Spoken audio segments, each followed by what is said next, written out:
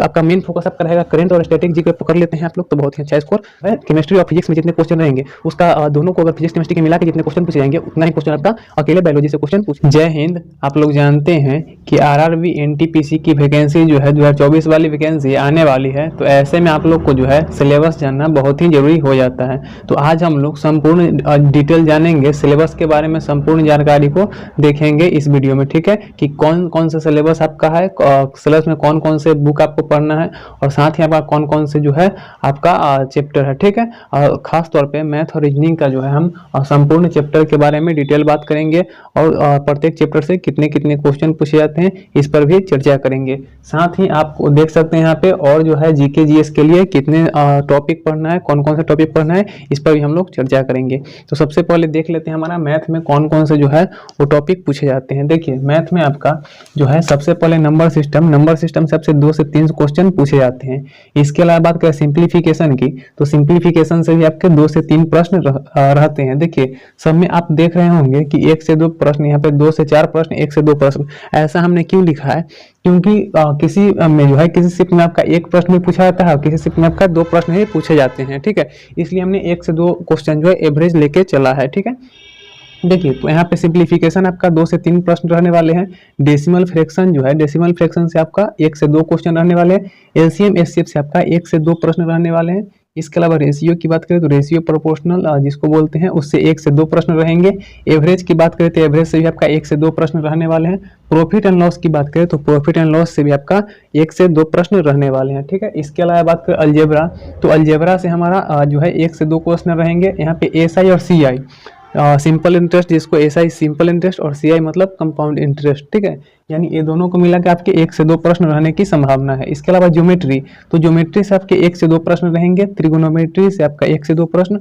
इसके अलावा time and work, देखिए टाइम एंड वर्क इसी से रिलेटेड होता है, पाइप एंड सिस्टम्स, ठीक है, यानी नल और टंकी, ठीक है। तो ये आपका इससे रिलेटेड भी 1 से 2 क्वेश्चन रहेंगे। यहाँ पे देख सकते हैं टाइम एंड डिस्टेंस, इसमें आपका ट्रेन भी आ जाएगा, ट्रेन के अलावा बोट एंड स्ट्रीम भी आ जाएगा, तो इससे भी आपका 1 से 2 प्रश्न रहने की संभावना है।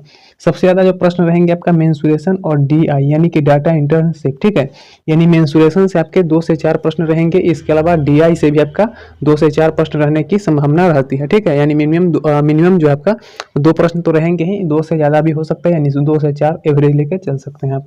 स्टैटिस्टिक्स से आपका 1 से 2 प्रश्न रहेंगे। इसके अलावा मिसलेनियस से आपका 1 से 2 प्रश्न रहने की संभावना है, ठीक है। देखिए इसके बाद बात आती है आपका रीजनिंग की, तो रीजनिंग में आपका कौन कौन से टॉपिक पूछे जाते हैं इस पर हम लोग एक बार गौर कर लेते हैं। देखिए रीजनिंग में आपका अल्फाबेट से आपका 1 प्रश्न रहेंगे। इसके अलावा कोडिंग डिकोडिंग से सबसे ज्यादा प्रश्न रहते हैं जो कि 2 से 3 क्वेश्चन यहाँ पे रहने की संभावना है।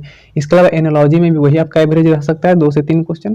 क्लासिफिकेशन आपका 2 से 3 क्वेश्चन रहने की संभावना है। लेटर सीरीज और नंबर सीरीज, इससे आपका 2 से 4 प्रश्न रहने की संभावना है, ठीक है। सिलोजिज्म से आपका 1 से 2 प्रश्न रहते हैं। ब्लड रिलेशन से आपका 1 से 2 प्रश्न। कैलेंडर से आपका जो है आपका 1 प्रश्न रहने की संभावना रहती है, नहीं भी रह सकती है, ठीक है, यानी कोई शिफ्ट में रहेगा कैलेंडर से प्रश्न और कोई शिफ्ट ऐसा होता है जिसमें प्रश्न नहीं भी रहते हैं, ठीक है। इसके अलावा बात करें आपका वेन डायग्राम से, तो आपका 1 से 3 प्रश्न रहने की संभावना है। मैथमेटिकल ऑपरेशन आपका 1 से 2 क्वेश्चन रहेगा। इमेज, देखिए इमेज में क्या होता है आपका वाटर इमेज रहता है और मिरर इमेज, इन दोनों को मिला के आपका 1 क्वेश्चन रहने की संभावना रहती है।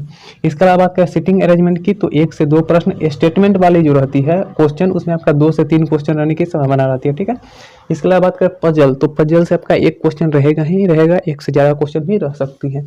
उसके बाद बात आती है मिसलेनियस की, तो मिसलेनियस में आपका 2 से 3 क्वेश्चन रहने की संभावना है, ठीक है। इसके बाद देखिए आपका मैथ और रीजनिंग हो गया। अब आपका बात आती है जो है जीके जीएस के बारे में, तो जीके जीएस के बारे में बात कर लेते हैं हम लोग। देखिए जीके जीएस में बात करें तो साइंस में आपका 8 से 9 प्रश्न रहने वाले हैं।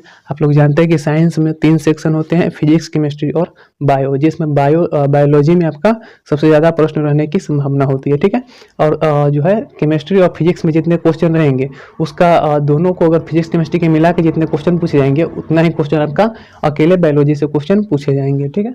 तो आप लोग बायोलॉजी पे ज़्यादा ध्यान दीजिएगा। इसके अलावा बात करें एनवायरमेंट से, तो आपका 1 से 2 क्वेश्चन पूछे जाएंगे और सबसे ज़्यादा जो पूछी जाती है आपका करंट और स्टैटिक जीके को मिलाकर आपका 10 से 12 क्वेश्चन पूछे जाते हैं, ठीक है। तो आपका मेन फोकस आपका रहेगा करंट और स्टैटिक जी पे पकड़ लेते हैं आप लोग तो बहुत ही अच्छा स्कोर कर पाएंगे। इसके अलावा बात करें हिस्ट्री से, तो हिस्ट्री से आपका 5 से 7 क्वेश्चन रहेगा, और ज्योग्राफी से आपका 5 से 7 क्वेश्चन, पॉलिटी से आपके 5 से 7 क्वेश्चन रहने की संभावना है, इकोनॉमी से आपका 2 से 4 क्वेश्चन। देखिए इकोनॉमी में आपका क्या है, इकोनॉमी में आप जो पढ़ते हैं आपका करंट से रिलेटेड करके इकोनॉमी को पूछा जाता है, ठीक है, यानी इकोनॉमी के प्रश्न को आपका करंट से रिलेट करके पूछा जाता है, ठीक है। तो आप लोग करंट से रिलेटेड ही इकोनॉमी के ज़्यादा सवाल को देख सकते हैं, ठीक है। तो ये आपका आरआरबी एनटीपीसी का संपूर्ण सिलेबस था। आप लोग कैसा लगा आपका ये वीडियो जो है आप लोग कमेंट बॉक्स में जरूर बताइएगा। चलिए मिलते हैं एक नए वीडियो में, तब तक के लिए बाय बाय, धन्यवाद आप सभी का वीडियो